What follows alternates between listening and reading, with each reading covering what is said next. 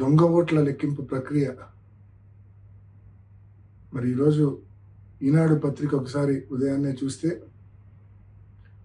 వారు రాసిన titles, sub titles ఒకసారి చూస్తే ఉత్కంఠకు పడనున్న తెర అంట, నువ్వా నేనా అంట.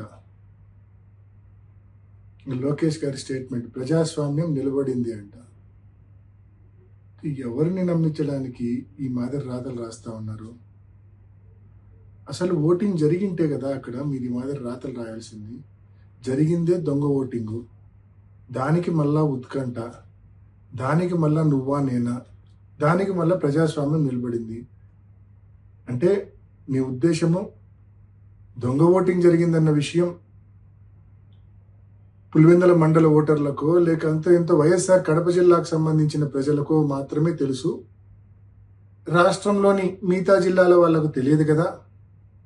మన ఎల్లో మీడియాను అడ్డం పెట్టుకొని రాష్ట్రమంతా ఏదో నిజంగానే ఓటింగ్ జరిగింది, ఆ ఓటింగ్లో తెలుగుదేశం పార్టీ గెలిచింది అని చెప్పి మభ్యపెట్టచ్చు అని చెప్పి ఈ మాదిరి రాతలు రాయడము ఎంత అనైతికం అని చెప్పి నేను తెలియజేస్తా ఉన్నా. ఇది అనైతికం కాదా? అనైతికల్ కాదా ఇది? దొంగ ఓటింగ్ జరిగిందన్న విషయం మొత్తం స్పష్టంగా అందరికీ అర్థమైంది. అయినప్పటికీ మీరు ఈ మాదిరి రాతలు రాస్తా ఉన్నారంటే మీ న్యూస్ పేపరు, మీ ఛానల్ ఎంత అనైతికలో ఒకసారి గమనించుకోవాల్సిందిగా, ఇంట్రాస్పెక్ట్ చేసుకోవాల్సిందిగా నేను మనవి చేస్తా ఉన్నా.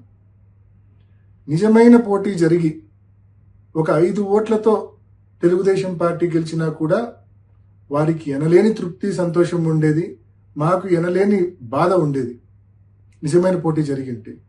కానీ ఈ మాదిరి పోలీసుల సంపూర్ణ సహాయ సహకారాలతో వేలాది మంది తెలుగుదేశం పార్టీ కార్యకర్తలను ఈ 15 బూతుల దగ్గర పెట్టి, బూతులు ఎదురుగానే వాళ్ళని పెట్టి, మా పోలింగ్ ఏజెంట్లు లోపలికి పోకుండా అడ్డుకొని ఏజెంట్ ఫారాలు చించి, నిజమైన ఓటర్లు లోపలికి పోకుండా వాళ్ళ దగ్గర బలవంతంగా ఓటర్ స్లిప్పులు లాక్కొని లోపలికి వెళ్ళి దొంగ ఓట్లు వేసి, మరి ఈ మాదిరి జరిగిన దాన్ని ఎలక్షన్ అంటారా? దీన్ని ఎలక్షన్ అంటారా లేకుంటే ఇంకేమైనా అంటారా?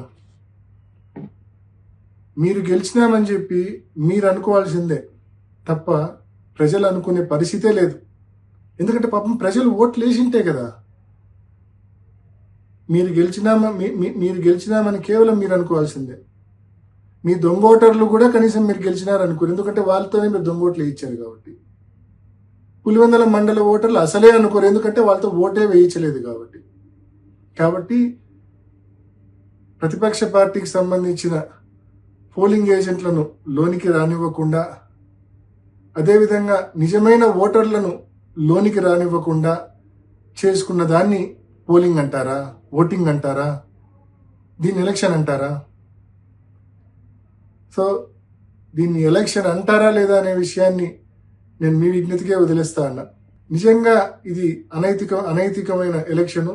నిజంగా ఇది ఒక ఫార్స్, అబ్సల్యూట్ ఫార్స్ ఇది, ఈ ఎలక్షన్ అనేది. సో నేను వైసీపీ కార్యకర్తలందరినీ నేను మనవి చేస్తా ఉన్నా, ఎవ్వరూ నిరుత్సాహపడాల్సిన అవసరం లేదు, ఎవ్వరూ బాధపడాల్సిన అవసరం లేదు. వీరికి గుణపాఠం చెప్పే టైం మనకు కూడా వస్తుంది. కానీ ఆ రోజు మనం ఈ మాదిరి దొంగ ఓట్లతో కాదు, మనం ఎప్పుడూ చేసే మాదిరి నిజమైన ఓటింగ్తోనే నిజమైన ఓటర్తో ఓటు వేయించి వీళ్ళకు గుణపాఠం చెప్దాము. తప్పకుండా ఆ రోజులు దగ్గరలోనే ఉన్నాయి. ఎవ్వరు నిరుత్సాహపడద్దండి, ఎవ్వరూ బాధపడద్దండి.